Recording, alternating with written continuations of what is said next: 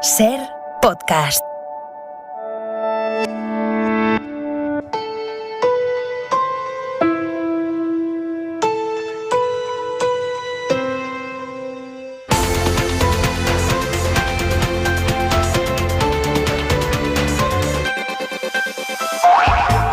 Yo seguramente al principio no me la quitaré, procuraré guardar la distancia. Miedo no, y por lo tanto yo cuando pueda me la quitaré. Eso sí, siempre que me cruce alguien me la pondré por lo menos cuando me cruce, y luego si me la tengo que quitar otra vez pues me la quitaré. Para mí en lugares despejados creo que no hay ningún problema y la gente ha cumplido bastante bien todas las normas. Yo voy a seguir llevando la mascarilla. ¿Me da miedo? Hombre, pues sí, un poquito me gustaría que la gente fuera prudente, ¿no? Seguramente no las voy a dejar. ¿A qué os jugáis a que la gente no lleva la mascarilla por ningún lado? Y no se entera de que cuando entra a comprar tiene que ponérsela, o que cuando haya mucha gente se la tiene que poner. Convivir con la mascarilla durante algunos meses como medida de precaución no creo que suponga una gran molestia, por lo menos hasta que estemos vacunados toda la población. Yo, por supuesto, voy a llevarla siempre encima. Allá donde la distancia me lo permita, pues gozaré de nuevo que el sol me dé en el rostro. El sol en la cara, qué ganas tenemos, ¿verdad? Los viernes, ya lo saben, miramos a la semana, y esta que hoy termina no es una semana más, porque todos los grandes asuntos que nos ocupan y nos preocupan han superado hitos o están a punto de superarlos. Mañana nos podrá dar el sol en la cara, como quería este oyente. Ojalá la pandemia, que repunta levemente estos días en España, no nos obligue a dar marcha atrás, porque la liberación de la mascarilla en exteriores comienza con miles de estudiantes en cuarentena por toda España, a consecuencia del brote del viaje fin de curso a Mallorca. Y a Baleares nos vamos ahora, porque en Hora 25 estamos siguiendo desde las 8 de la tarde las dos pruebas piloto que se realizan esta noche en un concierto y en una discoteca, para comprobar si va a ser posible este verano disfrutar de ocio nocturno masivo. ¿Cómo va la cosa en el concierto de Sidoní en Mallorca? Claudia Pelatero, buenas noches.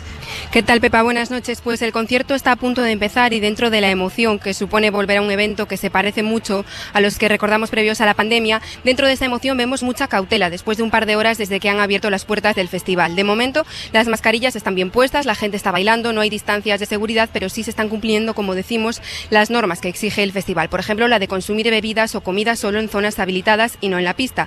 Mucha gente nos ha contado que venían con cierto miedo de volver a una aglomeración, pero también con muchas ganas de saber si esta prueba funciona y podemos volver poco a poco a la normalidad. No hay gente en las gradas, solo en la pista, una pista que en una situación normal podría acoger hasta 12.000 personas. Se planteaba que hubiese un aforo de 5.000, pero finalmente se han vendido unas 3.000 entradas, y a falta de unos minutos para que empiece el concierto, como decimos, parece que estarán prácticamente todas esas personas.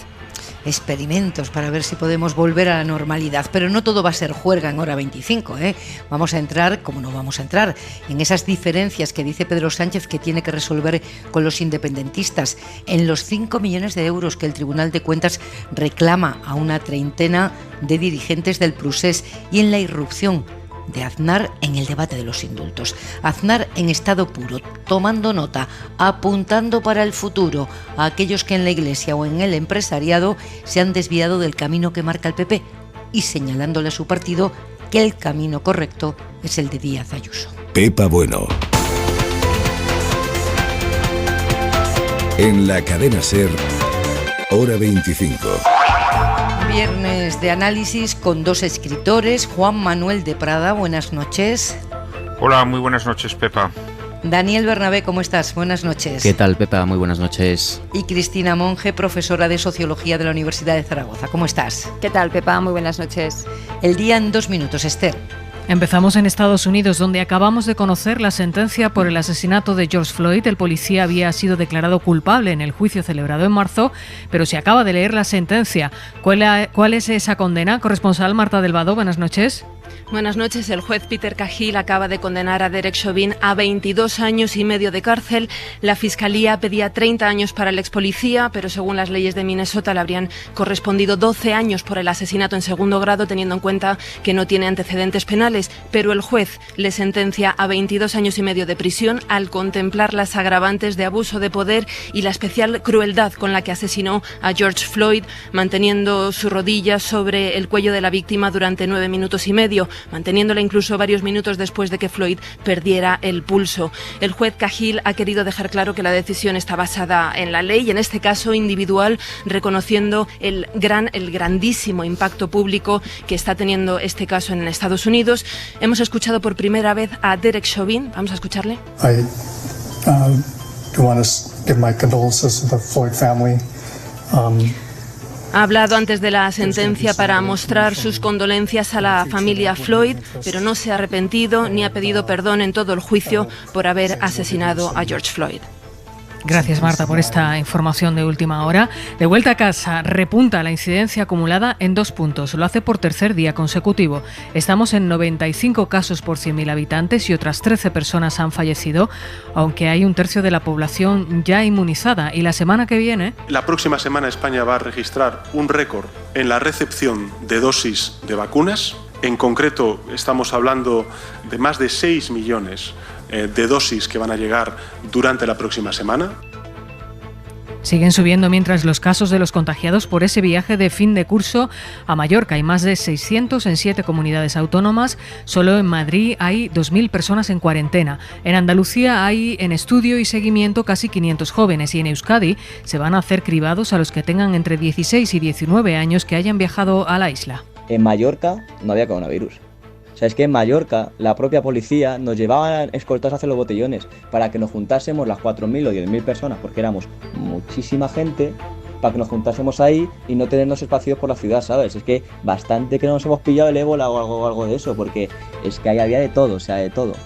Se investiga ya en los 9 hoteles donde se alojaron los jóvenes y se ha abierto expediente por falta muy grave al organizador del concierto en el que no se respetó la distancia de seguridad. Después de meses intentándolo, el Parlamento Europeo y los representantes de los gobiernos han llegado a un acuerdo para condicionar un 25% de las ayudas agrícolas a una producción verde y respetuosa con el medio ambiente. Al pacto se incorporan por primera vez exigencias sociales. El acuerdo se va a ratificar el lunes.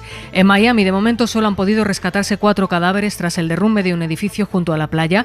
Hay casi un centenar de personas todavía sin localizar. No se sabe por qué se vino abajo una parte del edificio en plena madrugada. Los bomberos han abierto desde el garaje del edificio un túnel en la montaña de escombros y trabajan todavía con perros y con equipos de sonar en busca de vecinos con vida. Y en la contra de hora 25... You can't boast about your riches. You're everywhere someone's a man. You can go round cheating people by some trickery or plan. You can't. Manuel Javois, buenas noches. ¿Qué tal? Buenas noches, Pepa. ¿Te imaginas, Javois, a Aznar apuntando en la libreta los nombres de los que vuelan por libre para no olvidarse de ellos?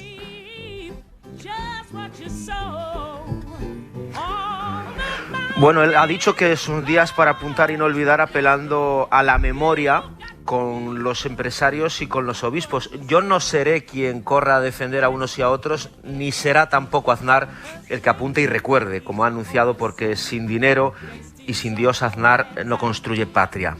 Así que en unas semanas te aseguro que lo habrá olvidado. Nadie mejor que él sabe que para que la sociedad apunte y no olvide hace falta algo más que unas declaraciones de la patronal o de la Iglesia. Hay que apoyar una guerra por motivos por los que todos, menos él, pidieron perdón, o justificar, como ha hecho en el mismo acto, una derrota electoral por unos atentados y su gestión posterior, gestión que su gobierno dedicó precisamente a tratar de mantener el poder a toda costa, también a costa de la verdad, Pepa.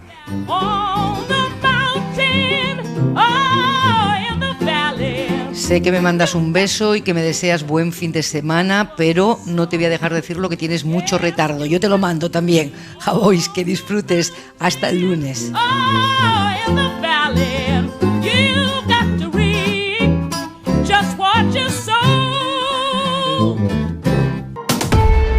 Hora 25. Pepa Bueno. Antes de entrar en los debates de cada día, nos vamos a detener siquiera unos minutos en la tragedia de este viernes. Una cooperante española de Médicos Sin Fronteras ha sido asesinada en Etiopía mientras trabajaba en una misión humanitaria junto a 2 compañeros de ese país. Los han matado a los 3. De ellos no sabemos el nombre. Ella se llamaba María Hernández, tenía 35 años. La noticia escueta la hemos conocido esta tarde. Victoria García, buenas noches. Hola Pepa, buenas noches.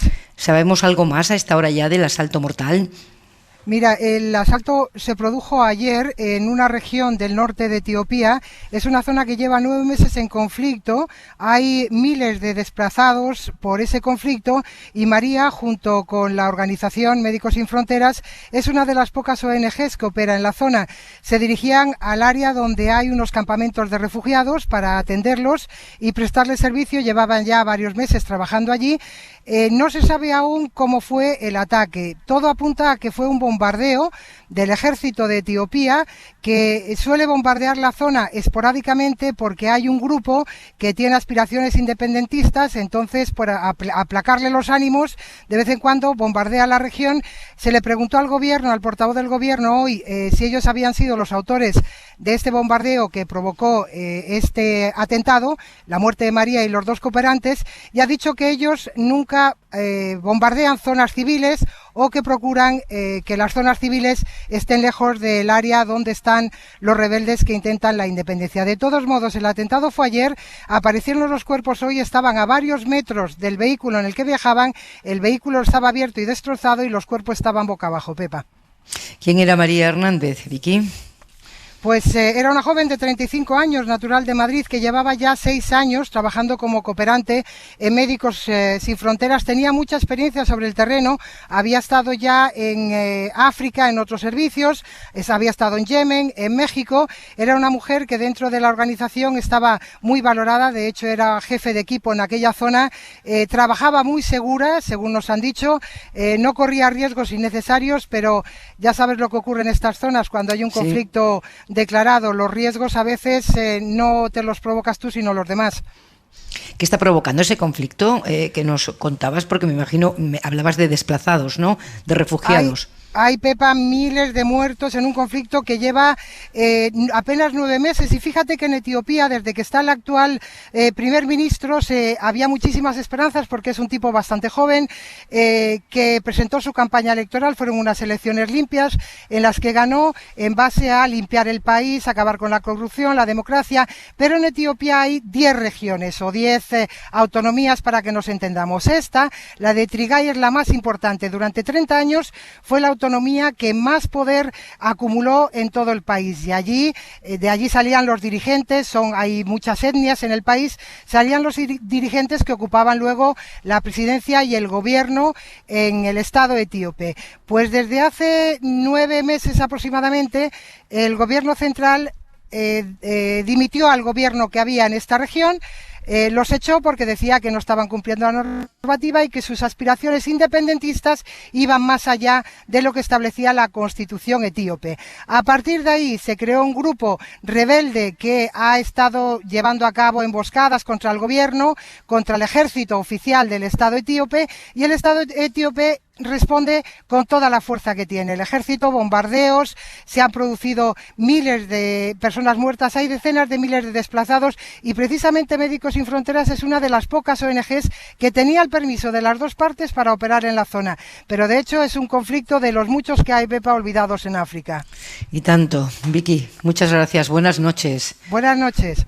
Tantos conflictos, Cristina Monge, ¿no? Cuando levantamos la mirada de nuestro ordenador y de nuestras cuitas nacionales, pues nos encontramos con esto.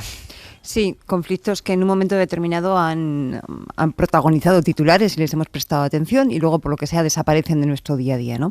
El caso de África es especialmente sangrante, lo sabemos, que además tenemos tendencia a no mirarla, ¿no? A mirar para otro lado. Y el caso de Etiopía, además, es significativo porque Etiopía, por parte de muchos analistas, está considerado un estado fallido, ¿no?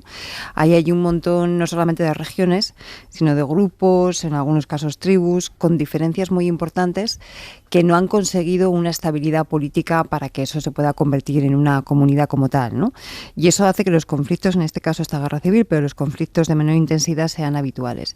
Esta guerra civil está siendo muy sangrienta, además, porque se están ahí enfrentando en una parte del territorio durísima, lo geográfico durísima, una parte muy pobre, una parte realmente tremenda para vivir. Y como muy bien explicaba nuestra compañera ahora mismo, pues el gobierno etíope se está yendo con todo, ¿no? A mí me gustaría también que no nos acordáramos de los cooperantes solamente cuando pasan estas cosas, ¿verdad? ¿no? Porque están ahí. Porque están ahí. Están ahí, Pepa, ahora sí. mismo hay muchos cooperantes españoles por el mundo y efectivamente solo son noticia cuando ocurre una tragedia como esta. 14 cooperantes españoles han perdido la vida mientras trabajaban en países en conflicto desde el año 1990. Pues bajamos otra vez la mirada a lo que yo llamaba nuestras cuitas nacionales. Pocas veces, como hoy, unas declaraciones políticas se contraponen de manera tan gráfica como las que han proporcionado dos presidentes del gobierno, uno el actual, Pedro Sánchez, y otro el expresidente José María Aznar. Los dos sobre los indultos y toda la marejada que los ha acompañado. En realidad, llevamos una semana en la que lo único sustancial y real ha sido la puesta en libertad de los condenados del procés. El resto es una sucesión de declaraciones que no arrojan luz, ninguna de ellas, sobre el camino que se inicia ahora, que es lo importante, si de lo que se trata es de normalizar la situación dentro de Cataluña y de Cataluña con el conjunto de España. Pero esta compulsión declarativa de la semana deja hoy, ya digo, una secuencia que hay que escuchar seguida, aunque se haya producido a miles de kilómetros. En Bruselas, Pedro Sánchez. En esa construcción de la convivencia hay momentos en lo que lo útil es el castigo y hay otros momentos en lo que lo útil es el perdón. Y ahora estamos en ese momento, en el momento del perdón. En Madrid, José María Aznar. Creo que Pablo Casado otro día en Barcelona pues estuvo en su sitio, estuvo perfectamente lo que tenía que hacer. Y en unas fechas, por cierto, que no hay que olvidar, porque lo que ha pasado ahí y lo que se ha dicho ahí, en el círculo de economía por algunos empresarios, y lo que se ha hecho después con los indultos y lo que han dicho la Conferencia Episcopal Tarraconense, son días para apuntar y para tener en la cabeza y para no olvidar. Dos maneras de enfocar la política y casi la vida, o puro utilitarismo electoral en los dos casos. Qué poco piadoso me ha resultado Aznar hoy, de Prada, ¿no? Apuntar y no olvidar para el futuro. Sí, bueno, digamos que es una expresión un tanto desafortunada, ¿no? Sobre todo porque revela cierta ruindad o cierta mezquindad. Pero digamos que esa forma de la memoria que se alimenta de rencor es una forma de la memoria que está muy extendida hoy en día, ¿no? Es decir, que realmente no debe sorprendernos este tipo de afirmaciones. Utilitarismo veo en la declaración de Pedro Sánchez, cuando dice que lo útil en un momento es una cosa y lo útil en otra es otra, ¿no? No, yo creo que es un sofisma, porque realmente tanto para castigar como para perdonar tiene que haber una causa eficiente. Evidentemente el castigo, cuando no hay delito, es injusto, pero el perdón, cuando no hay arrepentimiento, también lo es irracional. De manera que bueno, creo que son dos frases desafortunadas. Lo que pasa es que una es la frase de una persona, digámoslo así, con que no tiene temor en asomar su ruindad, digámoslo así, o cierto encono, mientras que la otra, pues creo que es una frase demagógica, buenista, que resulta más agradable al oído. Pero creo que ambas tienen un fondo de irracionalidad. Yo creo que José María Aznar es un personaje que se ha vuelto tremendamente árido, mal encarado, pero eso nos debe hurtar exactamente si detrás de ese tipo de declaraciones hay una línea política, que creo que es lo fundamental.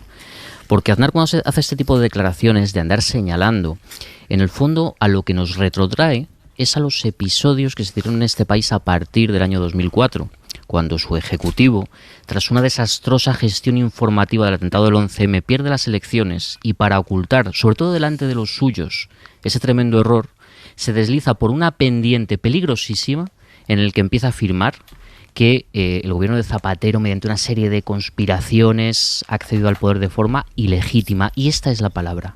Desde entonces la derecha española, y esto hay que tenerlo en cuenta, podemos decir que se ha dividido en dos familias. Una que más allá de sus condicionantes ideológicos, pues ha intentado seguir, digamos, las reglas del juego, y otra que ha jugado constantemente con la ilegitimidad del adversario político. Aznar pertenece no solamente a la segunda familia, sino que es el inspirador fundamental de esta corriente, una corriente que llega hasta su sucesor actual, que estaba junto a él en el escenario donde se han hecho esas declaraciones, que es Isabel Díaz Ayuso. Ayuso, y permítame que lo diga, el otro día cuando de una forma un tanto subrepticia quiso traer a la corona primer término con el tema de la firma de los indultos, al final lo que ha conseguido es que en estas últimas jornadas, si estábamos atentos a las redes sociales, viéramos como muchos seguidores acérrimos de la derecha han empezado ya a girar sus puntos de mira nada más y nada menos que contra la monarquía, contra el rey, institución que, por cierto, no tuvo demasiadas buenas relaciones, sobre todo en la segunda legislatura de Aznar. Y yo apunto una cuestión. Exactamente esta línea política de esta derecha que ahora podemos calificar como de un populismo trumpista, claro, en el caso de Madrid, tan cercana a la ultraderecha de Vox, exactamente hacia dónde nos lleva. ¿Cuál es exactamente la intención constante de estar señalando, de estar diciendo a la gente que se acuerden de algunas cuestiones y no de otras? A mí me preocupa porque creo que hay un momento en el que, por ejemplo, con los indultos se puede afirmar que no van a solucionar el problema político en Cataluña o que los indultados no lo merecen. Me parece que es razonable pensarlo. Yo no estoy de acuerdo, pero me parece razonable pensarlo y decirlo. Ahora, lo que no puedes decir, como ha hecho Casado también, es decir que Pedro Sánchez está buscando un cambio de régimen. Exactamente este complot, si fuera así, ¿por qué no ir a denunciarlo a los juzgados? Estamos ya cansados de ese tipo de declaraciones operísticas, tremendistas, que lo único que hacen es que una parte de la población, no mayoritaria, pero sí sustancial, empieza a considerar que los gobernantes que tenemos y el adversario político no son legítimos. Y eso es tremendamente peligroso. Mira, a propósito de lo que decías de Aznar y sus palabras sobre la legitimidad o no de los gobiernos socialistas, esto es lo que ha dicho hoy. El Partido Socialista ha llegado al menos 2 veces al gobierno en unas circunstancias muy especiales. Una en el año 2004, cuando llegó como consecuencia de unos ataques terroristas, utilizando esos ataques terroristas para intentar afectar a la credibilidad del gobierno. Y en segundo lugar, con una moción de censura apoyado por separatistas y exterroristas. Esa ha sido la manera que ha llegado el gobierno. ¿A esto te referías, Bernabé? A esto me refería. Es que creo que forma parte de una línea argumental que podemos asumir que este año, mejor dicho ya el año pasado, a partir de antes de la pandemia, en la sesión de investidura de Sánchez, surgió en las tribunas de Vox e incluso en la locución de Casado, pero que es que ya venía de antes. Esto es algo que poco a poco se ha ido instalando en la opinión pública mediante determinados medios de comunicación, mediante determinados escritores revisionistas, mediante determinados radiopredicadores. Y esto tiene un peligro intrínseco. Tiene el peligro de que al final, en una democracia, podemos opinar que el gobernante es un auténtico desastre. Y podemos hacer, dentro de lo que esté en el juego democrático, todo lo posible para que ese gobernante no gane las siguientes elecciones. Ahora, lo que creo que es peligroso es pensar que quien nos gobierna no tiene la legitimidad para hacerlo cuando ha llegado, pues como cualquier otro presidente, mediante unas elecciones. Porque si se piensa así, se piensa que se le puede desalojar de cualquier forma, de cualquier manera. Y esto es lo que yo creo que cuando, de una forma tacticista, se empieza a sembrar en la opinión pública, no se tienen en cuenta las consecuencias que pueda tener en un futuro inmediato. Cristina. Claro que esto viene de antes. Lo que pasa es que yo creo que ahora mismo hay un punto de inflexión. Y el punto de inflexión es que parece ser que Aznar ha decidido que no le importa que el Partido Popular se quede solo. Yo creo que eso es lo que cambia hoy, ¿no? Lo que ha cambiado con esas declaraciones. Fijaros qué curioso. Habla de tomar nota, ¿no? Apuntar para no olvidar, que algunos se interpretan como amenaza, otros como revanchismo. Pero lo que está claro es que lo que está haciendo en esos momentos es echar al Partido Popular a una esquina, aislándolo de quienes forman parte de su base electoral natural, o por lo menos de aquellas entidades que son referencia de su electorado. Estamos hablando de empresarios, estamos hablando de la Iglesia Católica, es decir, de entes que generalmente suelen ser referencia, ¿no? de una opinión pública conservadora. Entonces yo me pregunto, ¿qué quiere Aznar con estas declaraciones? Porque, ha sido presidente del gobierno y es un hombre de una talla intelectual reconocida, que yo creo que cuando dice las cosas no la dice gratuitamente, ¿no? ¿Qué pretende con esto? Bueno, pues yo creo que la parte interna, porque en esto de que cada movimiento de un partido siempre tiene 2 caras, ¿no? La interna y la externa. En la parte interna yo creo que está emergiendo con fuerza un polo Ayuso-Aznar en la parte derecha del Partido Popular, Que bueno, ahí está. Ya veremos a ver hasta dónde llega, pero de momento se está configurando allí, ¿no? Y en la parte externa hacia afuera, lo que está haciendo es alejarse nítidamente de lo que podría ser un electorado más centrista, siguiendo la pauta que a Ayuso le vino bien de intentar bloquear el crecimiento de Vox. Pero claro, a Ayuso le salió bien en Madrid, ¿no? Que sabemos que es un sitio peculiar y en unas circunstancias y en un momento muy determinado. Por tanto, yo creo que es una jugada arriesgada. Pero más allá de lo que ha dicho, que desde luego escandaliza, a mí también me escandaliza, yo creo que merece la pena indagar un poco más e investigar qué hay detrás de esas afirmaciones tan rotundas, ¿no? Que hay detrás. Y por cierto, Juan Manuel, cuando tengamos un rato discutiremos sobre el utilitarismo. Igual ahora no es momento, pero decías... Bueno, dale. No, es que decía, donde veo utilitarismo es las palabras de Pedro Sánchez. Bueno, que hay porque ha dicho sí, que lo ha dicho él. Lo ha dicho él, que lo otra. útil era esto, efectivamente. Pero el problema es que hay de malo en que algo sea útil, ¿no? Bueno, depende. Bueno, depende, no, pero sí es útil en el sentido de que sirve realidad, a un objetivo que obviamente es compartido por una parte importante de la sociedad, tanto catalana como, aunque menor, también española. ¿Qué hay de malo en que algo sea útil? No, sí hay de malo en que a través de un mal no se puede lograr un bien. Quiero decir que lo que hay que hacer es un discernimiento moral sobre los propios actos. Ya, pero no si el objetivo decir, no, es que este acto es útil. Pues sí, claro, a Macbeth le resulta muy útil matar a Banquo para llegar a ser rey de Escocia. Pero entonces por ejemplo, el problema no es el utilitarismo, el problema es acto... que tú no compartes que el objetivo sea el bien, que es distinto. Y que eso es totalmente legítimo. Yo digo que cuando dices que ahora es útil o ahora no es útil, efectivamente es una bueno, sí, es un pronunciamiento utilitarista, es decir, donde te guías por la utilidad, ni siquiera distingues para quién es útil, ¿no? Pero lo que se puede discutir... No, pero sobre todo a mí me interesaba resaltar el sofisma de pensar que castigar o perdonar son actos que se hacen sobre la nada, ¿no? Tanto castigar como perdonar, ya lo he dicho, tiene que tener una causa eficiente. Y creo que el perdón tiene una causa eficiente muy clara, que es el renegar de aquello que hiciste, ¿no? Y separarte de ese acto que cometiste por el que fuiste castigado. Y en ese momento yo creo que sí, el perdón debe funcionar, ¿no? Pero lo otro sí me parece puro utilitarismo, es decir, es utilizar bien el castigo, bien el perdón, con fines ajenos a aquellos para los que han sido creados. Con fines ¿no? de utilidad para conseguir un objetivo. Entonces lo que podemos discutir es si el objetivo nos parece bien o mal, y yo creo que este es un tema suficientemente complejo como para que efectivamente haya muchas posibilidades, pero una vez que discutimos que el objetivo es bueno o malo, nos parece bien o mal, que algo sea útil para conseguir un objetivo, yo creo que es lo suyo, ¿no? O sea, cuando uno decide que quiere llegar a un punto, discutiremos si nos gusta o no ese punto, pero cuando uno decide que quiere llegar a un punto, lo suyo es que ponga en marcha medidas que le ayuden a llegar a ese punto, ¿no? Entonces son útiles. No, lo que ocurre es que, vamos a ver, cuando hablamos de si es útil o si es bueno el fin que se busca, yo creo que está muy, muy claramente determinado. Es decir, cuando el perdón que ¿Cuál es se el fin? otorga... Porque no aclaráis cuál es el fin para cada uno de vosotros. ¿Cuál es el fin que se busca para ti? No, pero es que... A ver, que lo diga Cristina primero. No, a ver. Claro, porque estáis hablando del fin, pero ninguno habla del fin. ¿Cuál es el fin? El fin que Pedro Sánchez dice buscar con estos indultos es mejorar la convivencia en Cataluña y el reencuentro. En Cataluña y de Cataluña con el resto de España. Ese es el fin que Pedro Sánchez declara. Entonces podemos discutir si nos parece bien o mal, y podemos discutir si este camino que ha tomado es adecuado para eso o no, efectivamente. Pero una vez que ha llegado al objetivo... Vale, déjalo hablar a él ahora, Cristina. Yo creo que ese no es el fin, por una razón sencilla. Vamos a ver, cuando quien ha cometido una injusticia lo perdonas, lo que haces es mantenerlo identificado con esa injusticia que cometió, con esa ofensa que cometió. Y por lo tanto, esa ofensa perdonada sin que el ofensor se arrepienta, sin que el ofensor se separe de ella, se distancie de ella, al contrario, lo que hace es afirmarlo mucho más en lo que hizo y por lo tanto contribuir a destruir la convivencia. En ese sentido creo que el fin es nefasto. Pero por la sencilla razón de que es un perdón otorgado sin la causa eficiente, sin la razón de ser del perdón. Entonces ese perdón yo creo que, por el contrario, lo que se convierte en algo que envenena más la convivencia social. Por lo tanto, no sería útil, ¿no? Claro. No sería útil para el fin si fuera así. Es útil para él. Es útil para él.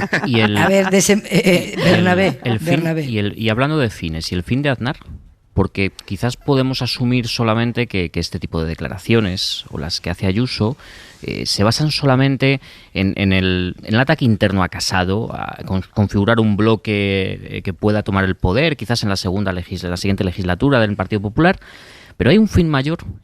Es decir, y yo lo apunto, es decir, están buscando una reconfiguración de las estructuras profundas en las que se basa nuestro Estado en España. Porque hay una cosa que les anima constantemente y es desde mi punto de vista, una fantasía que no se fundamenta en cuestiones reales, que es decir que la izquierda, retrotrayéndola, por cierto, a determinadas justificaciones contra la Segunda República, que viene a decir que la izquierda en esos años, a partir sobre todo del 2004, lo que ha hecho ha sido destruir la Constitución poco a poco para lograr un cambio de régimen, ¿de acuerdo? Efectivamente, ellos se proponen como los verdaderos transformadores, o los que van a recoger de nuevo este espíritu de la Constitución y llevarlo otra vez a su punto inicial de partida. El problema es que yo creo que ese punto inicial de partida no se sitúa en el 78, se sitúa mucho antes. Y creo que cuando se hacen este tipo de aseveraciones, no se hacen gratuitamente, sino que detrás, efectivamente, hay una intención, diría casi hasta de constituir, en términos gramscianos, un bloque histórico. El conseguir que determinadas fuentes de poder de este país, determinada parte de la opinión pública, empiecen a aceptar que es muy posible que si seguimos en este estado de las cosas actual, democrático, tal y como estamos, evidentemente las fuerzas malvadas de la izquierda van a acabar de arruinar este país, y eso ellos no lo pueden consentir. Casi parece que tienen una misión histórica. A mí es que creo que, evidentemente, cuando determinados personajes de gran importancia en este país hacen declaraciones, creo que hay que tomárnoslas más en serio, no solamente achacarlas a la bravata o al... No digo que lo vayan a conseguir, no digo que lo tengan sencillo, pero digo que sí tienen un objetivo y sí tienen un plan y sí tienen un fin. Y deberíamos estar más atentos a ellos. Hora 25. Pepa Bueno. Y esta noche también Cristina Monge, Daniel Bernabé y Juan Manuel de Prada. Decía que hay furor declarativo esta semana, pero hoy Sánchez ha pisado un pelín, solo un pelín, el suelo. El martes próximo se reúne con Aragonés en la Moncloa, el presidente Aragonés, y además de la magnanimidad de esta semana, pues dice el presidente que tendrán que resolver sus diferencias. Con el presidente de la Generalitat de Cataluña hay mucho que hablar, hay mucho que dialogar, y hay muchas diferencias que tenemos que resolver. Eso es evidente. Y ha escuchado cuáles son sus proclamas, cuáles son sus reclamaciones, ya las conocemos, las sabemos todos. La democracia española integra, no excluye. La democracia española respeta todas y cada una de las ideas. El único límite que tenemos es el pacto constitucional. Respuesta de Aragonés sobre sus intenciones. Nuestro único límite es la voluntad de la ciudadanía de Cataluña y, por lo tanto, actuaremos, defenderemos y exigiremos que la solución que se ponga encima de la mesa tenga como único límite la voluntad de la ciudadanía de Cataluña y ningún otro. Me imagino que queréis todos opinar, pero voy a avanzar un poco para aquellos oyentes que se han incorporado ahora a la actualidad de este día tan denso por tener todos los datos encima de la mesa. Los indultos son el último episodio de esta saga, pero las aristas del procés pues son un mar de temas pendientes, y entre ellos se cuela ahora el Tribunal de Cuentas, que ha hecho cálculos y estima que los líderes independentistas se gastaron más de 5 millones de euros en vender el procés en el exterior. El órgano fiscalizador, el mismo que ya embargó las cuentas y los bienes de los responsables de la consulta suspendida en el 14 y del referéndum del 1 de octubre del 17, pide ahora el embargo de los bienes de Artur Mas, Puigdemont, Junqueras y otros 35 exaltos cargos de la Generalitat. Lo pedirá ese embargo si se les considera responsable de ese gasto y en la proporción que sea. Pilar Velasco, buenas noches. Buenas noches, así es. Los indultos no afectan a los procedimientos abiertos en el Tribunal de Cuentas por la presunta malversación de dinero público, tanto en la ejecución del 1 de octubre como en la acción exterior durante el proceso. Fuentes del Tribunal de Cuentas confirman a la SER que el expediente por responsabilidad contable en los gastos del Diplocat ascenderán a 5,4 millones de euros, una nueva fianza que tendrán que depositar los expresidentes Mas, Puigdemont, Junqueras y 35 exaltos cargos del gobierno catalán. La cantidad se suma a los 4,1 millones de euros que ya afianzaron por la causa del 1 de octubre. Están citados el próximo martes para formalizar los expedientes. La cifra no es definitiva, ya que pueden hacer alegaciones, aunque fuentes de la sala de enjuiciamiento calculan que ambos procesos rondarán los 10 millones de euros en fianzas que tendrán que depositar antes del enjuiciamiento. Estos son los datos y a partir de aquí se ha generado hoy toda una bola por unas declaraciones del ministro Ábalos en Ser Catalunya. Hablaba Ábalos de las dificultades que hay que sortear en el diálogo con la Generalitat al haber cuentas pendientes por resolver, piedras en el camino. También sabíamos que todas estas causas, que no dejan de ser piedras también en este camino, pues estaban ahí, y por lo tanto nos corresponde ir desempedrando todo este camino, de hacerlo siempre desde el reconocimiento de los órganos, de las instituciones, ¿no? Y dentro de la legalidad. Es la única forma. Claro que es más complicado ahora desandar todo lo mal andando, ¿no?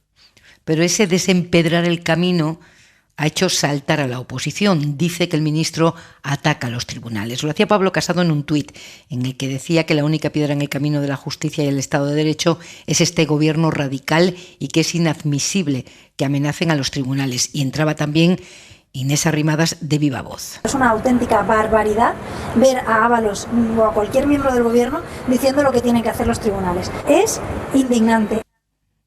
Esto decía Arrimadas y para completar, el presidente de la Generalitat abundaba.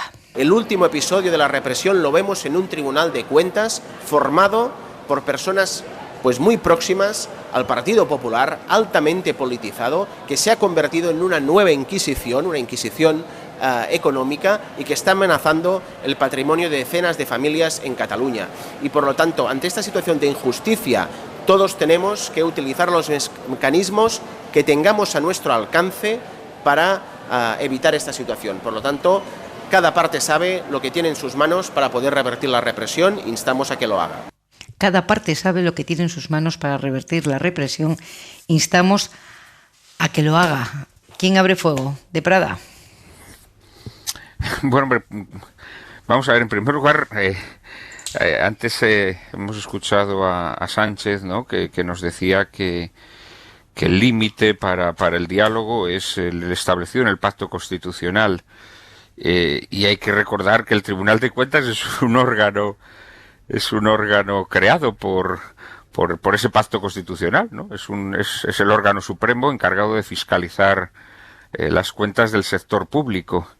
Es un órgano independiente, sus miembros son inamovibles, tienen las mismas incompatibilidades, las mismas prohibiciones que el Poder Judicial, y eso está ahí, ¿no? Entonces yo creo que hay que empezar diciendo que la frase del ministro Ábalos pues es bastante desafortunada. Yo no extraería las conclusiones que habéis extraído antes con la frase de Aznar, que también me parece una frase desafortunada, pero en la que habéis visto pues casi como amenazas y un horizonte golpista, ¿no?, en esa frase.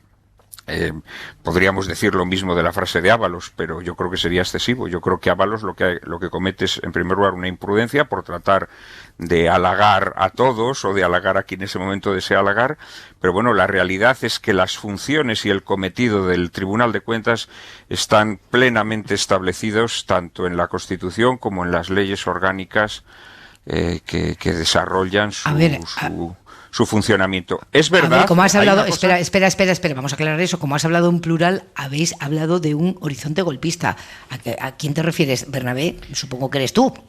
Porque los demás no hemos mencionado para nada eso. No. Digo, por si quiere por alusiones decir algo. Conclusiones que sí, que me han parecido, siendo la frase de Aznar muy desafortunada, y que además creo que es una frase dictada por el resentimiento, porque es un hombre que tiene un encono, porque piensa que aquellas elecciones que perdió, las perdió por circunstancias. No es capaz de ponderar las razones por las que perdió esas elecciones, porque él en esa frase hacía una descripción que nos puede gustar más o menos, pero bueno, era una descripción de dos momentos en los que el Partido Socialista accede al poder. Lo que él es incapaz de evaluar son las razones que hay detrás de ese ascenso del Partido Socialista al poder, que a lo mejor son errores de su partido y muy concretamente suyos, específicamente en la primera de esas situaciones. Venga, que no me quiero desviar otra vez a Aznar, pero me parecía pertinente aclarar esto, ¿no? Me parecía pertinente para que Bernabé pudiera decir algo. Fundamentalmente. Era eso lo que había querido decir. Fundamentalmente, el concepto golpista yo no lo he empleado. Yo lo que sí he dicho creo es que viendo las declaraciones de Aznar, de su línea política y de la gente que le sigue dentro del partido, se puede intuir que hay un proceso de transformación profunda del Estado, y eso lo mantengo. Dicho esto, no volvemos a andar. Dicho esto, a mí creo por rematar lo del Tribunal de Cuentas, si me permites un momento. Sí, claro, por eso terminas con Aznar, ¿no? Daniel Bernabé, sí, avanzamos. No, totalmente. Volvemos. No, quería decir que efectivamente el Tribunal de Cuentas... Tú ya lo sé, Juan Manuel, tú ya lo sé, y Daniel también, ¿no? Adelante, lo damos adelante. por rematado. Venga, Juan Manuel. Que el Tribunal de Cuentas, efectivamente, y en esto, bueno, Aragonés tiene algo de razón. El Tribunal de Cuentas, como otros órganos, pienso en el Consejo General del Poder Judicial, pienso en el Tribunal Constitucional, etcétera, etcétera, pero bueno, en el caso del Tribunal de Cuentas, de forma muy evidente, todos sus miembros son elegidos por el Congreso. Y la realidad es que son miembros que al final eligen el Partido Popular y el Partido Socialista, dependiendo de quién es el que tiene más poderes, el que más candidatos cuela. Y es un tribunal como en el luego que no se renueva, y como luego no se renueva... Bueno, si no me equivoco... Claro, se puede eternizar ese órgano constitucional con una mayoría... En este caso me parece que tienen un periodo los de 9 años. Los miembros del Tribunal de Cuentas muy largo, de 9 años, si no me equivoco. Sí. De 9 años, que es también una barbaridad. Pero bueno, quiero decir que todo esto efectivamente forma parte del marco constitucional. No debemos olvidar este pequeño detalle. No es evidentemente un tribunal represivo, no es un tribunal, no, es un tribunal cuyos cometidos y funcionamiento están plenamente recogidos, primero en la Constitución y luego en la ley orgánica que lo desarrolla, ¿no? Es más o menos la misma independencia que tiene el Banco Central con respecto a los intereses de los grandes empresarios de este país o de el gran capital o el sistema financiero, que siempre se cae para el mismo lado. Es decir, ¿independencia de qué? Independencia al final yo creo que bajo un punto de vista amplio del control democrático, un control democrático más profundo. Por otro lado, las decisiones que se toman en los tribunales españoles, a mí, en fin, y en los organismos independientes, a mí es que me llama la atención siempre lo oportunas que son. Porque yo recuerdo, por ejemplo, la Junta Electoral Central, igual, metiéndose con el asunto Junqueras-Torra justo 2 días antes de la investidura. Ahora, justo que se aprueban los indultos, aparece esto. Yo creo que probablemente Ábalos se ha equivocado en lo que ha dicho, no tanto por lo que ha dicho, sino por el rango que ocupa. Pues yo sí creo que algunas veces las instituciones judiciales de este país se están instituyendo pues como un poder ejecutivo en la sombra que constantemente mete cargas de profundidad en la política. Y el tema en sí mismo es complicado. Complicado en el sentido de que es verdad, y aquí a mí me rechina muchísimo la constante apelación a la represión por parte de los líderes independentistas. Sabemos que en todo este proceso se saltaron muchas leyes. Y estas leyes evidentemente tienen luego una serie de consecuencias que no solamente han sido la cárcel, sino que han sido también penas para otras muchas personas en otros muchos aspectos. Y Ábalos lo que en el fondo planteaba es, oye, ¿qué vamos a hacer ahora con todo esto? Claro, probablemente no sea la persona más indicada para plantearlo, pero a mí sí me crea la duda. Exactamente, la resolución del problema no puede pasar por una especie de tabula rasa. No puede ser, sobre todo cuando hay cierta arrogancia, o yo la percibo de esa manera en algunos líderes independentistas, pero por otro lado tampoco podemos agarrarnos a cada coma exactamente de expurgar ese proceso, porque lo que estamos haciendo es no querer salir del 2017 y tenemos que salir del 2017 cuanto antes. Yo cuando veía a Biden aprobar un plan de estímulos de construcción de infraestructuras por casi $1 billón y nos veía en España estar pendientes de esto, a mí se me caen mal los pies. Con apoyo de una parte de los republicanos. Efectivamente, sí. Para acabar de redondear. No nos vamos tan lejos, volviendo al tema del Tribunal de Cuentas. Yo creo que todo el debate que ha generado el tema de los indultos quizá ha hecho correr una cierta sensación falsa, ¿no? Los indultos no son un brebaje mágico que vayan a acabar ni con el independentismo ni con las irregularidades que se pudieran haber cometido en aquellos años, en absoluto. Los independentistas van a seguir siéndolo y tienen todo el derecho del mundo, y los actos que se produjeron, cada uno tendrá su proceso, y fueron múltiples, porque aquello fue muy gordo, pues en muchos sentidos. Entonces hubo actos con efectos de ámbito judicial, como se está viendo, de ámbito económico, de ámbito político, de ámbito social, y todo eso va a tener que jugar en estos momentos. Por lo tanto, no pensemos que por haber puesto en marcha el tema de los indultos y haber dado un paso antes que efectivamente nos saca del 2017, no pensemos que estamos en un camino de rosas. Esto va a ser largo, tortuoso, difícil y probablemente de lo que sepamos, porque habrá cosas que sabemos y cosas que lógicamente, como en toda negociación, estarán escondidas, tenemos una percepción de un paso adelante, dos atrás, dos adelante y uno atrás, ¿no? Entonces, que nadie se espere que esto está ya resuelto, ni muchísimo menos. Esto entra ahora mismo en una vía política, pero que entre en la vía política no quiere decir que las vías judiciales abiertas, o en este caso el Tribunal de Cuentas, tengan que tener también sus desarrollos. Entonces, yo creo que no deberíamos mezclar los planos, porque entonces probablemente estaremos dificultando ese camino. Hay que diferenciar lo que suponen los indultos en sí, lo que suponen esas negociaciones y los efectos que pueden tener lo que pasó. Aparte de todo eso, como en todo diálogo, negociación, conversación o lo que se llame, cada uno, aparte de sentarse en la mesa a hablar con el contrario, si me permitís así un poco este término, luego tiene que salir a explicarlo a los suyos. Por lo tanto, que tampoco nos extrañe que unos y otros hagan después aspavientos. Hay escenografía, evidentemente. Claro que hay una escenografía y claro que una cosa, yo entiendo que habrá una posición que se defenderá en la mesa de negociación, en la mesa de diálogo cuando llegue, y habrá otra que sea la que se dice a los tuyos en un micrófono. Lo que pasa es que esa escenografía, permíteme, en el caso de Junts y en el caso de la CUP, hay veces que da la sensación de que se la creen. Sí, y hay una hipoteca que aún no se ha cobrado, que es que el 2017 fue una gran impostura y sin embargo sus bases no han pasado ningún tipo de hipoteca a estos líderes, y cuando esa hipoteca se amortice, eso va a ser grave en el mundo independentista, porque alguien tendrá que decir, oye, pero ¿dónde nos llevasteis? Y la sensación es que mantienen esta escenografía, esta parte del independentismo, se la creen, y eso por su parte también es peligroso. Puede que se la crean, yo no digo que no se la crean, pero planteemos diferentes hipótesis. ¿Se creen el 100%? ¿Se creen el 80%? ¿Qué les es más útil? Volvemos al utilitarismo, iba a ser la palabra de moda. ¿Qué les es más útil? ¿Seguir haciendo creer eso? ¿Empezar poco a poco a echar marcha atrás? Porque una cosa sí que han aprendido los líderes del Procés, y es que una vez que tú echas a rodar una bola de nieve en nombre de movilización social, luego es muy difícil controlarla y, por supuesto, escapa tu discurso, escapa tu criterio. Eso yo creo que lo han aprendido. Entonces, bueno, vamos a ver cómo modulan. Vamos a avanzar. ¿Algo, Juan Manuel, que cambio de tema? Primero quisiera recordar que el Tribunal de Cuentas, en ejercicio de esa función fiscalizadora, ya condenó a algunos líderes catalanes, recordemos el caso de Mas y de otros, por aquella consulta. Y quiero decir que esto ya ha ocurrido, ¿no? Y hace unos años no se decía que estos son piedras en el camino. Quiero decir que... Y luego ha lanzado Bernabé una idea que creo que es interesante que nos demos cuenta. Es decir, los actos tienen consecuencias legales. Y es verdad que mediante medidas de gracia un gobierno puede detener algunas de esas consecuencias legales, pero es que hay otras consecuencias legales que ni siquiera las medidas de gracia pueden detenerlas.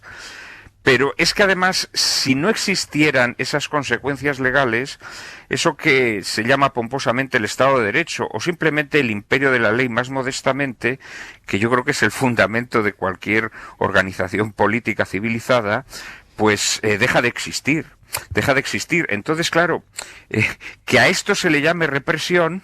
Hombre, no, represión son medidas arbitrarias que se ejercen sobre la marcha y medidas punitivas desorbitadas, pero la realidad es que aquello que está respaldado por la ley y que cualquier persona sabe perfectamente cuáles son las consecuencias de determinados actos, yo creo que llamar a eso represión no deja de ser una hipérbole, ¿no? Una hipérbole un tanto truculenta.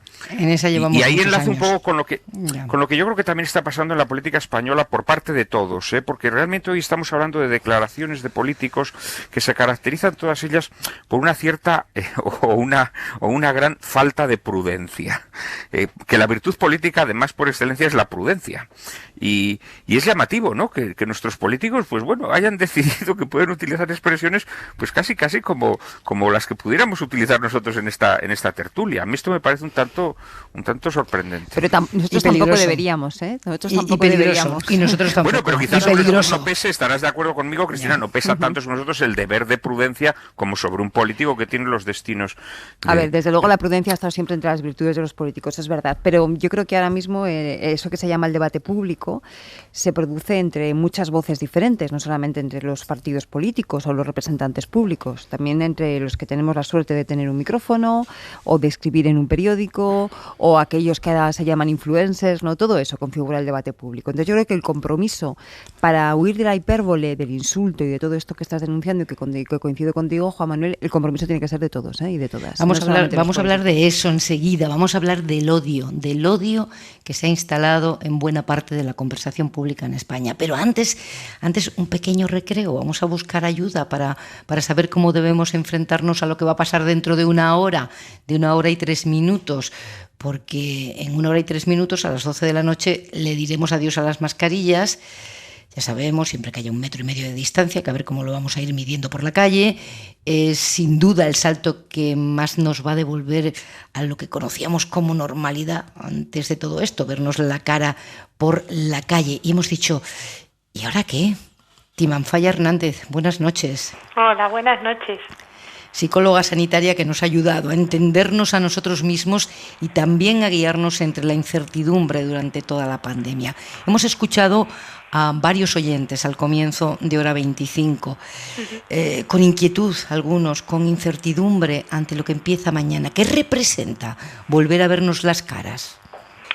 Bueno, pues representa una vuelta a algo que todos sabíamos que tenía que suceder, una vuelta a la normalidad y representa el temor a esa situación que ahora mismo para nosotros es algo más desconocida que hace 1 año casi ya y medio, ¿no? Que es lo que llevamos utilizando las mascarillas. Representa pues cierta inquietud. Lo que en un principio nos causó, ¿no?, la inquietud. Timanfaya, inseguridad, veía yo, escuchaba, ¿no?, en algunos oyentes. Inseguridad. ¿Qué ha pasado con nuestra seguridad en este tiempo?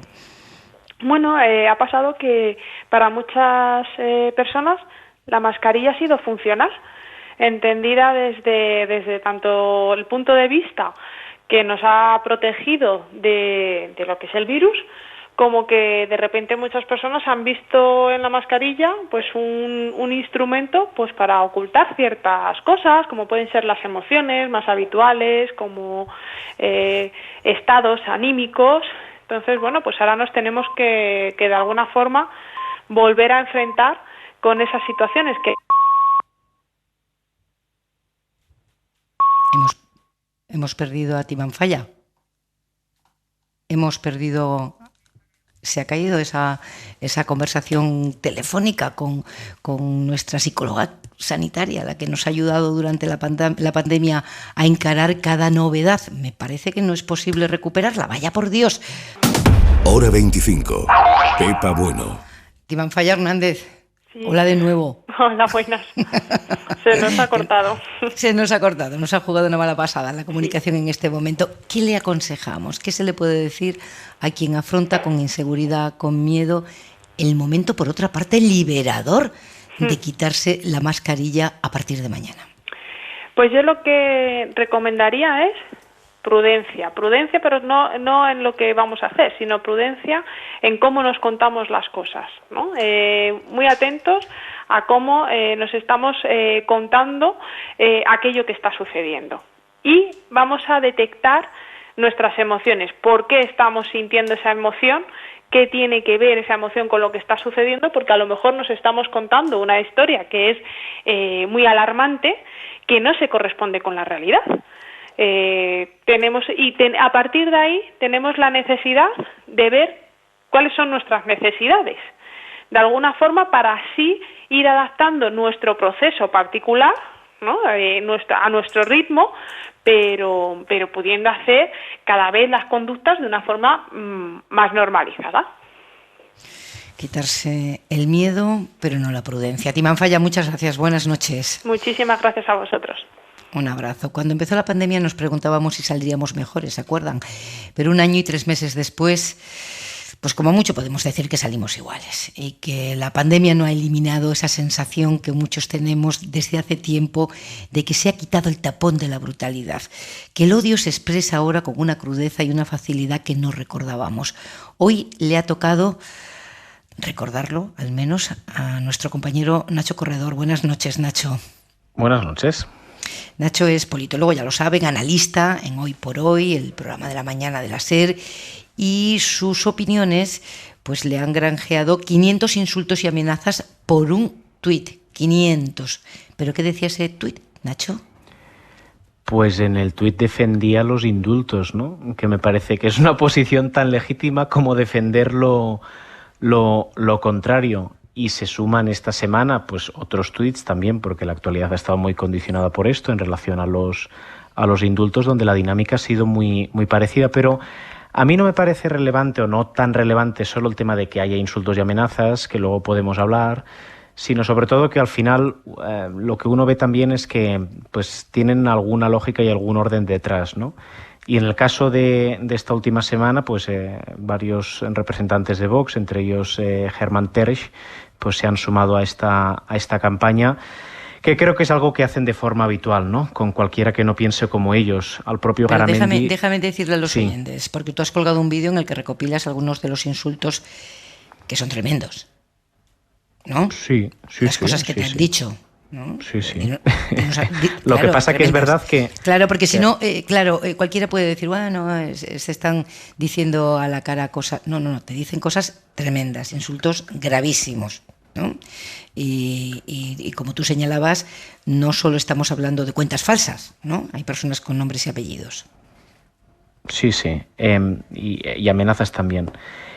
Aquí lo que me parece también relevante es cómo la política de Twitter no es muy exigente, ¿no? Y cómo ya desde hace unas semanas también alrededor de este mismo tema hice comentarios similares y recibí amenazas, pues que si una escopeta, que sí, qué pena no cruzarme contigo y hacerte no sé qué, y que tú amenazas esos comentarios en Twitter y Twitter considera que esos comentarios no son denunciables.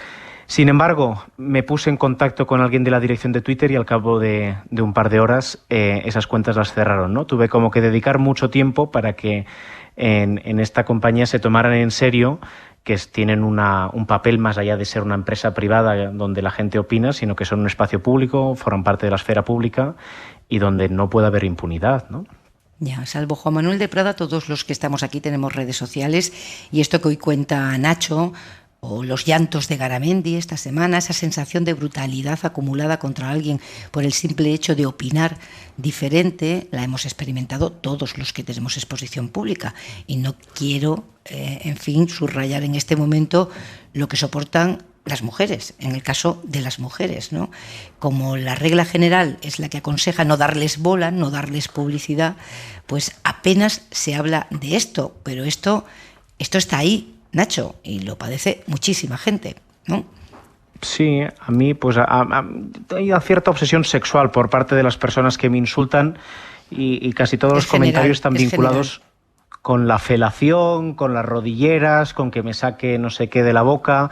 Hay una obsesión sexual que probablemente hable mucho más de ellos que de cualquier otra persona, ¿no? Pero haces un comentario que yo comparto, que es no normalizarlo, porque es verdad que no hablamos de este tema por no ocupar el espacio público con la autorreferencialidad, pero esta mañana cuando hablamos justamente en la tertulia del tema, una colega decía, va en el sueldo. Oye, no, perdona, no. Que compartir mi opinión, que expresar mi punto de vista y además siempre intentando pues que sean unos términos de respeto entre todos, tenga el coste de tenerme que despertar con no sé cuántas notificaciones porque me amenazan o me insultan, pues oye, yo no lo quiero normalizar. Y menos aún cuando esto a veces, y es el caso de algunos colegas nuestros, con los que a partir del vídeo que he subido esta mañana pues me han contado también experiencias, tienen en su vida personal. Yo hablaba esta tarde con una colega tertuliana de la televisión, pues que cuenta que se cambió de piso no hace mucho porque ya no aguantaba más cómo en su comunidad de vecinos se dirigían a ella por las opiniones que expresaba. O comentaba con una periodista que ha investigado muchas cosas y que conocemos algunos de nosotros, pues cómo incluso en la puerta de casa se ha encontrado gente, imagino que para condicionar que siguiera contando cosas. Y es algo que en la profesión vuestra del periodismo y digamos en las personas que tenemos algún tipo de exposición pasa, y que en ningún caso, nunca y en ninguna circunstancia va en el sueldo, faltaría más. ¿Qué está pasando con esta naturalización del insulto, con este tapón de la brutalidad que digo yo que se ha quitado? Pues se lo vamos a preguntar a Daniel Rueda, es politólogo también, investigador del King's College de Londres. Muy buenas noches. Buenas, ¿qué tal? ¿Qué está pasando? ¿Por qué nos encontramos esta cantidad de odio, de brutalidad en las redes sociales? Bueno, lo primero que hay que hacer es pensar en las redes sociales como un espacio relacional distinto al habitual, quizás, ¿no? Está esta lectura que incluso intenta denunciar como elitista todo ataque a Twitter porque se supone que sería una reinvención del ágora griega o en fin, que la conversación pública de masas tiene que tener lugar así, pero en realidad Twitter tiene una arquitectura particular en la cual, por ejemplo, tienes usuarios anónimos, tienes una forma de señalar los tweets ajenos en los cuales cuando tú lo haces tu tweet se pone encima del otro. Tiene anonimato, evidentemente, entonces facilita que este tipo de amenazas o este tipo de insultos tengan un coste cero. Es decir, bueno, antes que nada que se me ha olvidado de toda mi solidaridad para Nacho. En fin, lo que le ha pasado a Nacho es dudoso que le hubiese pasado por la calle necesariamente. Yo entiendo que estas cosas también pueden ocurrir en el cara a cara, o a lo mejor en una asamblea, o a lo mejor en un plato de televisión, o al salir de un plato de televisión, etcétera. Pero lo que hay que entender es que en Twitter y en otras redes sociales, pero especialmente en Twitter, el coste de amenazar a Nacho es prácticamente cero. Él ha hablado que ha hablado con Twitter y ha señalado algunas cuentas y, en fin, y parece que las van a cerrar, pero realmente a una persona no le cuesta nada lanzarle una amenaza, incluso de muerte, porque la propia dinámica de las redes te lo facilita. Es decir, tú puedes amenazar a Nacho, por seguir con este ejemplo, incluso de muerte, cerrar tu teléfono y seguir tomándote una caña con tus amigos. Otra cosa sería ubicar el teléfono de Nacho, llamarle con esta voz que sale en las películas siniestra y amenazarle, enviarle una carta con balas, etcétera. Eso tendría... Entiendo que esto suena un poco prosaico, pero creo que es muy importante entender qué tipo de interacción favorecen las redes, que es una muy frívola a veces y muy fácil, es muy fácil atacar, porque al final estás participando en un enjambre no necesariamente organizado, aunque Nacho ha comentado que evidentemente en su caso quizás la derecha o la extrema derecha a veces sí que se organiza, ¿no? Y cuando hay una persona prominente tipo Hermann Tertsch que señala a alguien, pues bueno, sabemos lo que hay detrás, y no solo personas humanas, sino bots que a lo mejor pueda controlar Vox de un modo u otro.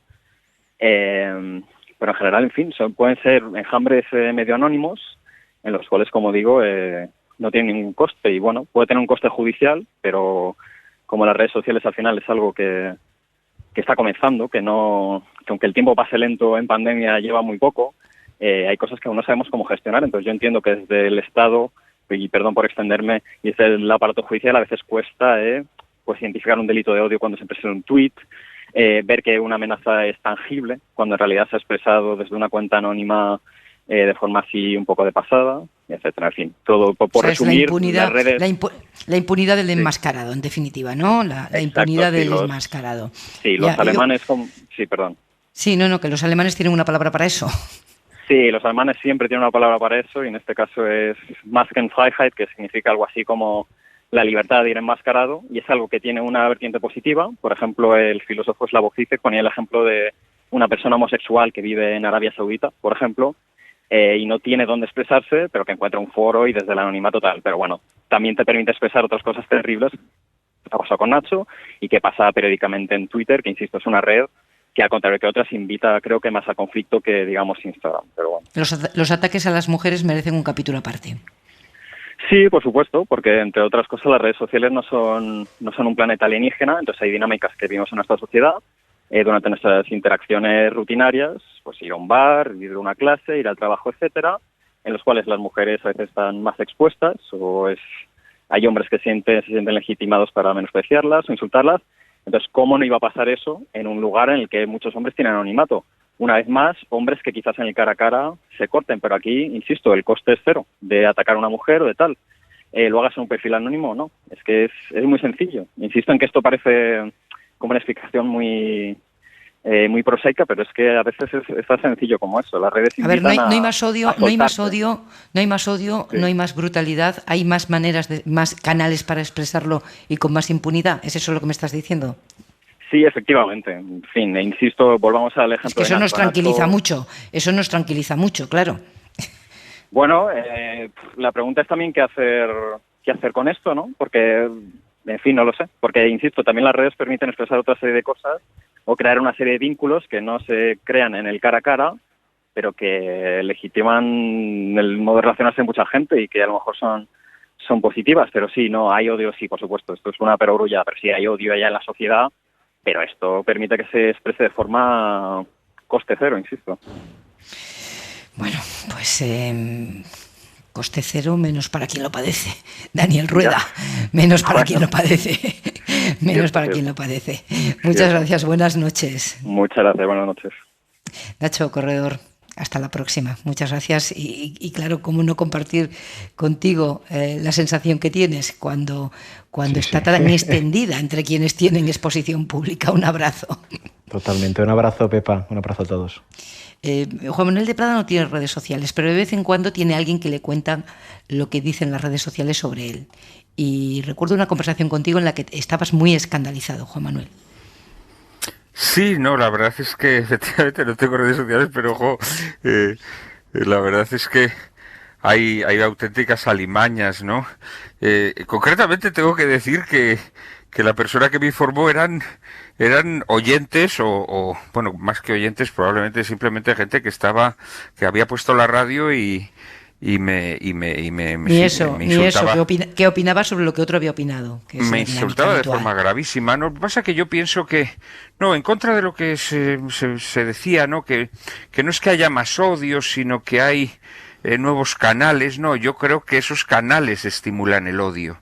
Esos canales estimulan el odio porque estos canales también lo que fomentan es el individualismo, el solipsismo, es decir, la desvinculación, porque al final toda vida, toda comunidad fundada no diré en el amor, pero en esa concordia, ¿no? Que tantas veces se está utilizando esta palabra en estos días, las comunidades generan, digamos, unos vínculos y esos vínculos también son formas de control social.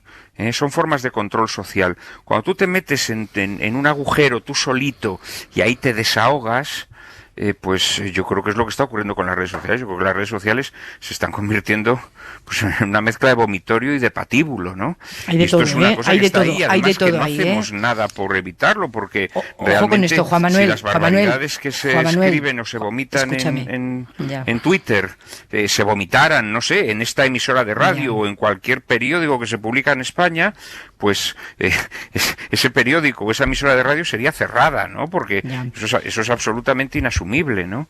Hay de todo en las redes sociales, Juan Manuel, hay de todo en las redes sociales, hay de todo, ¿eh? No solo hay eso, es verdad. Pero no solo hay eso. No solo hay eso. A mí lo que me interesaba pero cada vez era. Hay más eso. A mí lo que me interesaba era tratar de testar con quienes están ahí analizándolo si hay un incremento. Pero cada vez hay un más incremento.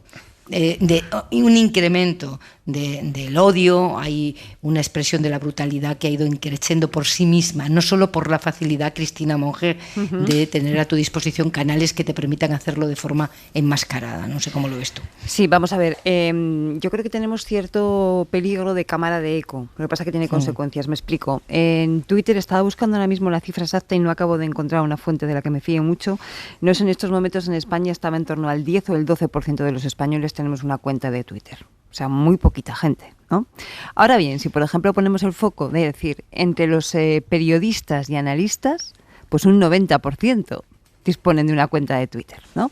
Eso hace que probablemente estemos sobredimensionando lo que pasa en la red. Pero el problema es que lo que pasa en la red se transmite de forma instantánea al resto de medios de comunicación, porque buena parte de las personas que tienen un micrófono, que tienen un periódico en el que participan, una televisión, se están informando por esa red, con lo cual se amplifica de forma inmediata, ¿vale? Entonces yo creo que eso es un fenómeno que es un poco espejismo, pero que tiene sus efectos y que hay que hacerlo bien. Mira, Lucía Velasco, que es directora del Observatorio de Nuevas Tecnologías de la Información, tiene una expresión muy bonita que a mí me gusta mucho y que creo que tenemos que profundizar en ella, y es que ella dice que hay que crear espacios de debate seguros cuando habla de las redes sociales. Eso quiere decir, por ejemplo, algo que comentaba Nacho Corredor también, ¿no? Twitter es una empresa, Facebook, cualquier red social, es una empresa en estos momentos con una responsabilidad social tremenda. Y no les estamos pidiendo que la ejerzan, o no les lo estamos pidiendo con suficiente contundencia. Nacho Corredor es una persona formada, informada, está continuamente en el mundo de los medios, tiene capacidad para en un momento determinado llamar a Twitter, contactar con un directivo y decirle, mírate lo que me está pasando. Entonces, efectivamente, hay perfiles que los cierran, pero no todo el mundo tiene esas posibilidades, ¿no? Entonces, yo creo que tenemos que empezar a trabajar muy seriamente a pedirle a esas empresas tecnológicas que hagan el favor de cumplir con su responsabilidad social. Que parte de ella es esto, no solamente esto, pero parte de ella es facilitar eso que Lucía Velasco llama los espacios de debate seguros. Daniel. Pues yo este tema también lo conozco de primera mano, por desgracia. Yo fíjate que cuando hace cosa de 10 años veía cómo las redes sociales daban una respuesta muchas veces a los asentados, columnistas, opinadores de los medios de comunicación, de los grandes medios, yo estaba al otro lado y recuerdo que yo veía un aspecto positivo y decía, oye, por fin todo el mundo tiene la capacidad y el derecho de poder expresar el enfado o simplemente la disconformidad con esta columna de esta manera, que antes era algo mucho más lento, escribías una carta al periódico, en fin, una serie de cuestiones diferentes, ¿no? Creo que por desgracia este proceso se ha ido acentuando y se ha ido profesionalizando la capacidad de hacer daño. Es decir, todos hemos ido aprendiendo poco a poco a saber cómo utilizar las redes sociales para poder dañar la imagen pública, la reputación, el honor profesional. Creo que además ideológicamente, y aquí esto tengo que decirlo aunque me duela, esto no es solamente una cuestión de la extrema derecha, por ejemplo, eso, ¿sabes? También está extendido a todos los ámbitos. Además se utiliza con gran afinidad, con gran efectividad, quiero decir, lo que es la etiqueta punitiva. Esto es un mecanismo que consiste en tachar a determinado individuo con una especie de palabra que todo el mundo ya empieza a saber lo que significa y que le atribuimos unas características muy negativas. ¿Qué es lo que ocurre? Que una vez que se le atribuye, digamos, esta letra escarlata, el resto de participantes en esa red social no piensan, ni van a buscar la fuente original, ni van a leer lo que ha dicho, ni van a escuchar lo que... No, simplemente atienden a esa etiqueta. Y a partir de ahí se comienza pues un proceso de degradación desde la imagen pública de esa persona, ¿no?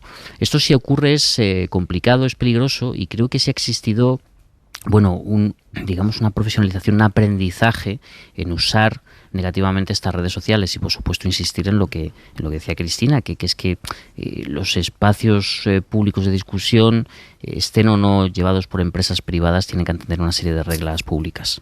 También es verdad que puede haber ese efecto de cámara de eco que decía Cristina Monge, pero ojo, hay que acordarse del uso que se hizo de ese tipo de mensaje y esa manera de hacerlos llegar en el caso del Brexit, por ejemplo, las elecciones en Estados Unidos. Porque salta de la red inmediatamente a la vida real, ¿vale? Por llamarlo de alguna manera. Me gustaría añadir un detalle a lo que ha dicho Bernabé, que me ha parecido muy acertado. Efectivamente, bueno, la mala índole y la miseria moral pues no se circunscribe a una determinada ideología, ¿no? Pero me atrevería a decir algo más. Muchas veces todo este vómito de odio es azuzado o impulsado o desencadenado, a veces de forma sibilina, a veces de forma despepitada, por personas que luego se quejan de ser insultadas, agredidas o calumniadas en Internet. A veces también por periodistas.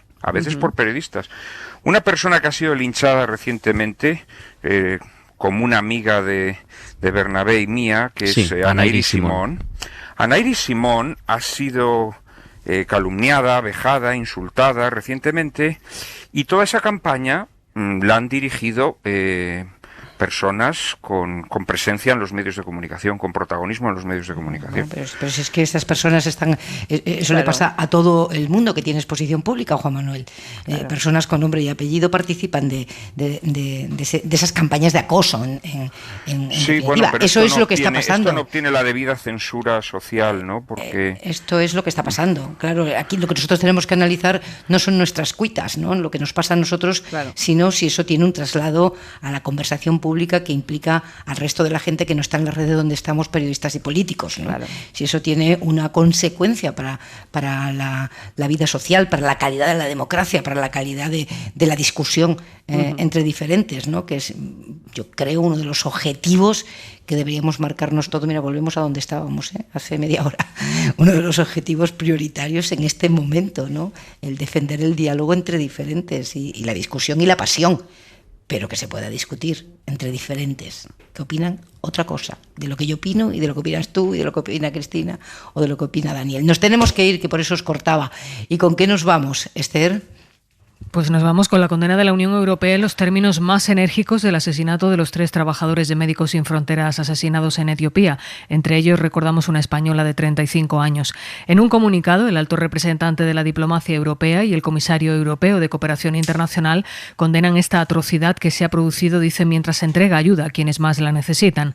Otro comunicado, este de la Unión Europea, Estados Unidos y Canadá, en el que abren la puerta a revisar las sanciones impuestas contra Venezuela si se produce un avance significativo en una negociación global que repare las instituciones del país y permita elecciones libres. Y sobre el megabrote de los estudiantes de viaje de fin de curso a Mallorca, se actualiza la cifra en Cataluña, donde hay 22 contagios. Hasta ahora se sabía que otro medio centenar de estudiantes se había contagiado, pero por otro viaje a Menorca.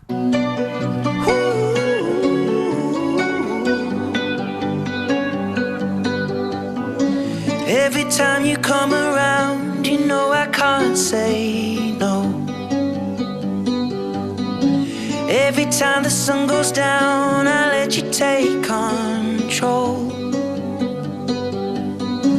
I can feel the paradise before my world implodes. Nos vamos. Daniel Bernabé, Cristina Monge, Juan Manuel de Prada, un placer, buena semana. Buen fin de ser felices. Hasta pronto. Adiós. Que descansen ustedes, volvemos el lunes.